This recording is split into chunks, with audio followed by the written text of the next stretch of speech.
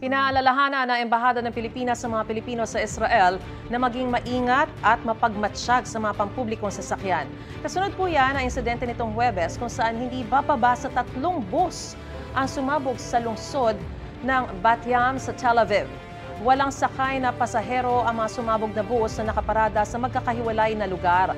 Paalala ng Embahada sa unang senyales ng panganib, lumikas o magpunta na sa ligtas na lugar.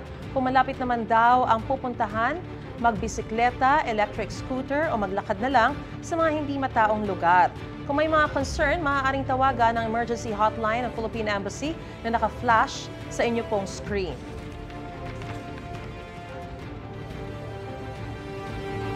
Gusto mo bang mauna sa mga balita? Mag-subscribe na sa GMA Integrated News sa YouTube at tumutok sa Unang Balita.